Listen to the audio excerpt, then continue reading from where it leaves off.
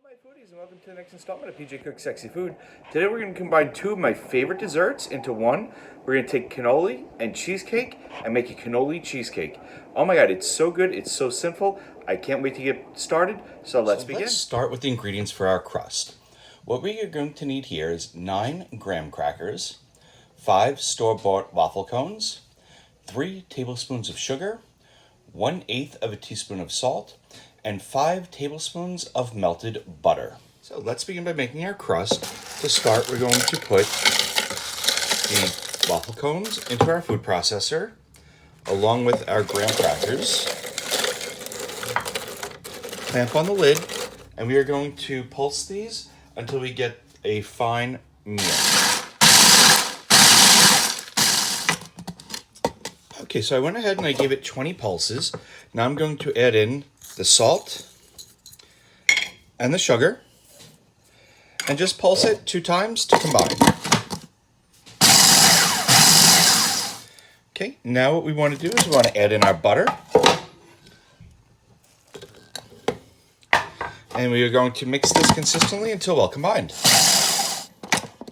What we are looking for here is the texture of wet sand. When it looks like wet sand, that's exactly what we want.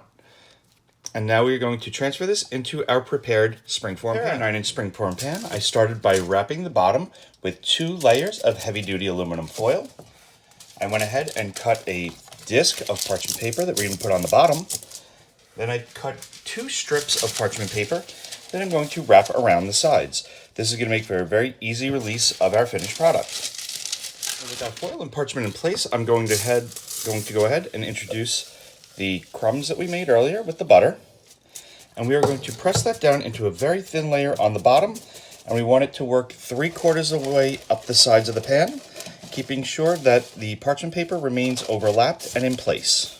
Take your time as you're doing this. What I did is I used the back of a measuring spoon to tamp it down and work around the sides to work it up to about 1/3 of the way. I said 3/4 earlier. I apologize for that. So we got it at 1/3 of a way. You can see how nice that looks. We're going to pop this into our 350-degree oven for about 10 minutes. So it's been 10 minutes and I've taken the crust out of the oven. You can see how it started to set up and the edges are just starting to get golden.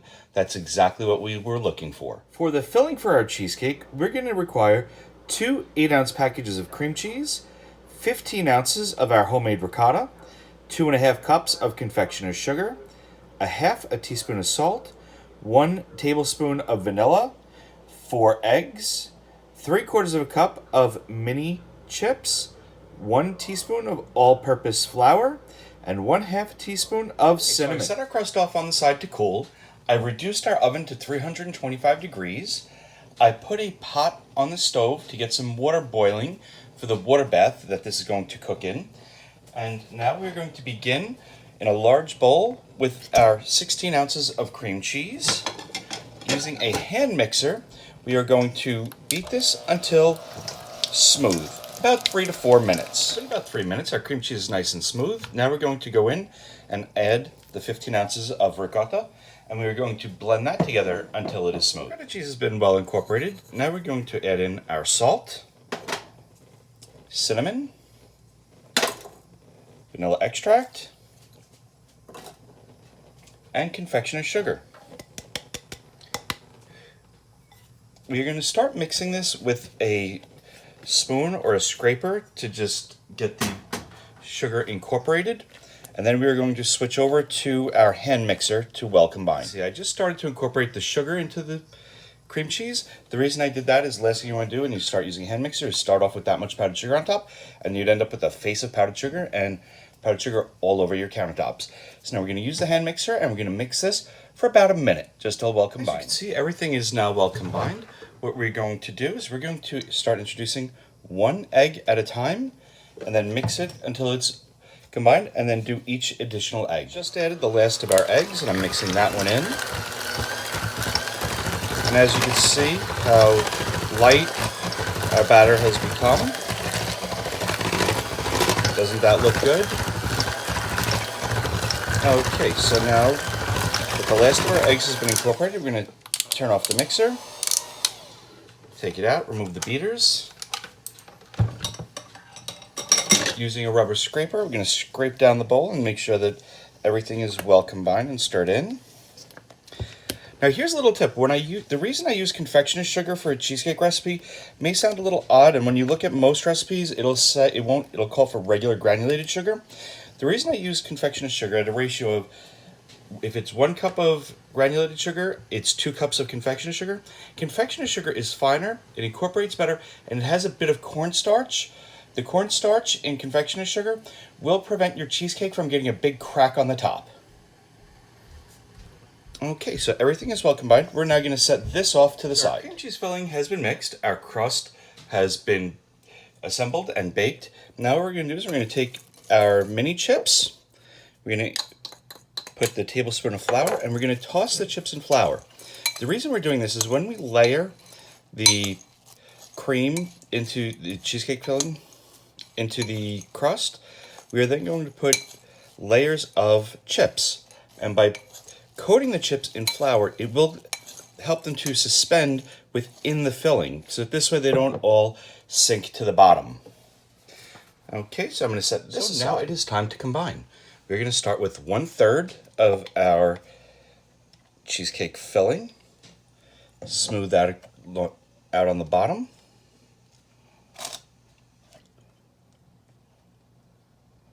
Okay, then we're going to add 1/3 of our chocolate chips.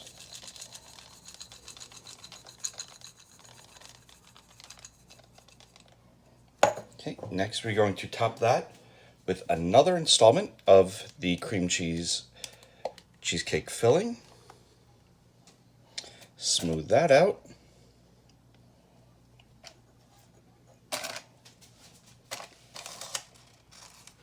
Get that all the way to all around the edges.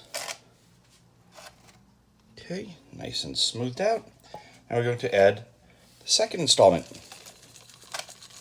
of chocolate chips.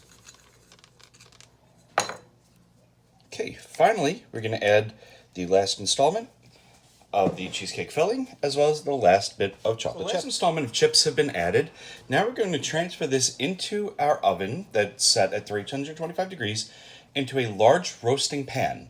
Then what we're going to do is we're going to pour that boiling water that we had set aside into the roasting pan up to the halfway mark of our springform pan.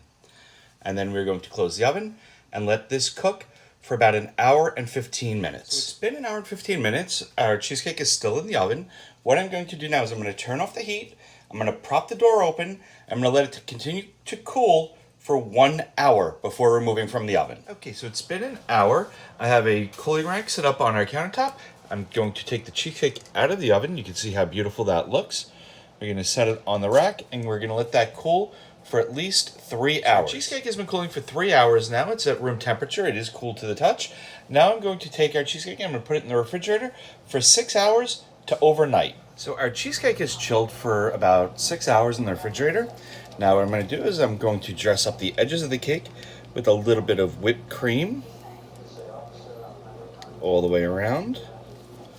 So I went ahead and decorated the edges with whipped cream.